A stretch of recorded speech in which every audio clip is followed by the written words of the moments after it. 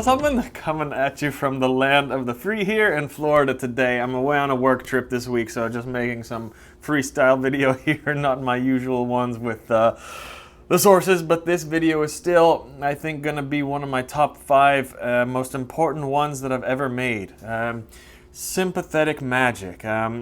This is so important to understand how it works, not just for magic practice and not just for those of you interested in, paganism and pagan rituals, things like that, but really for anyone interested in history, because historians and people even with PhDs sometimes with a lot of experience don't even have knowledge about what this is, and this can lead us to believe some very incorrect things about history, as you will see in a minute. So, sympathetic magic. The term was first invented by the scholar James Frazer in the 1800s, and it's defined as a primitive or magical ritual using objects or actions resembling or symbolically associated with the event or person over which the influence is sought.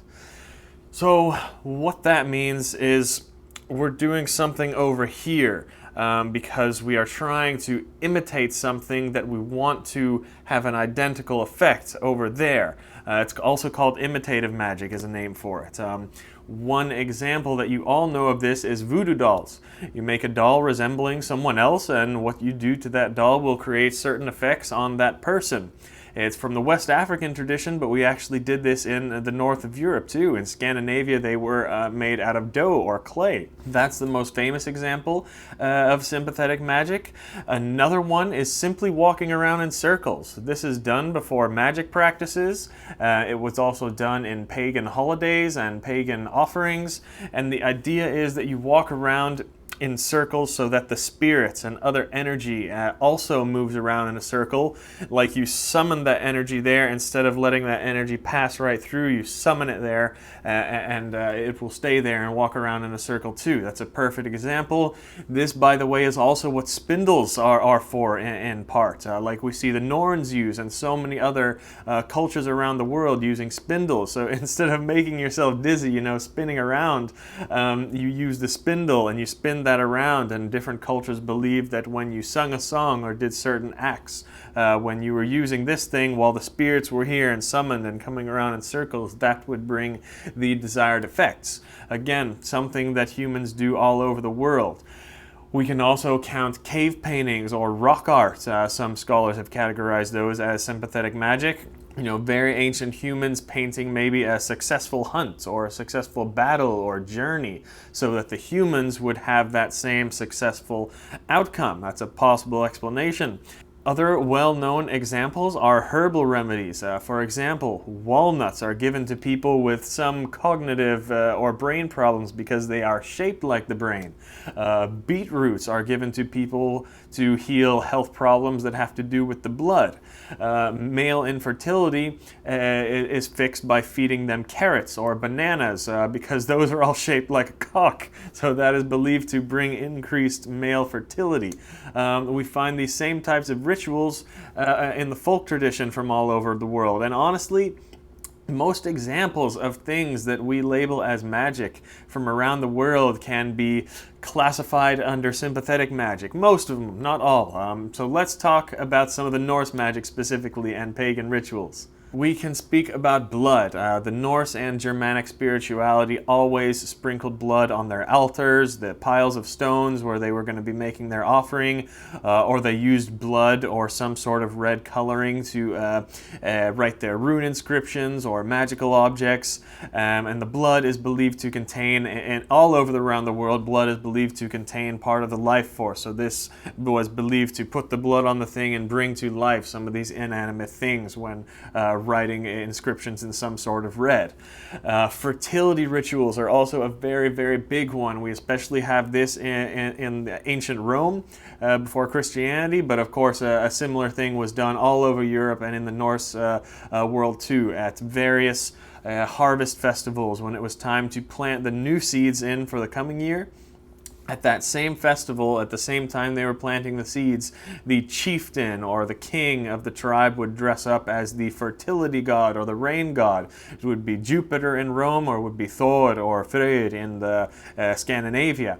And then the princess would dress up as the earth goddess in the myths, and they would go have sex. Sometimes they'd have sex out in the open for the whole village to see, actually, in some of these rituals. And the idea was that you plow and shoot your seed into your woman so the crops and seeds can be planted and grow in the same nature. This would, of course, bring good crops and fertility, which is what the point was at most of these harvest festivals for the coming year. Another one, some people are not going to like this, but various tribes in Africa, when the men went into battle, the women would follow, but they'd stay a short distance away from the fighting, and then the women would take melons or large fruits shaped like a head, and then they would chop the heads off the melons because they believed it would help their men chop the heads off of the other army that they were fighting. The women would sometimes even dress like men and carry the men's weapons in order to intimidate that battle even closer, to bring the sympathetic magic into effect. Does all that sound familiar? I think so. In my opinion, this is exactly what the shield maidens were in the Norse and Germanic world. There is much more evidence that the women were maybe at the battle, but a short distance away, and they were doing magic in order to help the battle, and doing some of these rituals and casting spells. This is what Valkyries are, we are pretty sure of. I just did a video on that. You can check it out. This also explains the small, very small handful of females from the Viking Age that seem to be buried with some weapons. No archaeologists are speaking about all of this and sympathetic magic because it doesn't fit their agenda, but it could very well be possible and is a more likely explanation according to at least the sources we have. Now, of course, the final question. Are we supposed to believe all this sympathetic magic? No, of course, it does not work 100% as shown.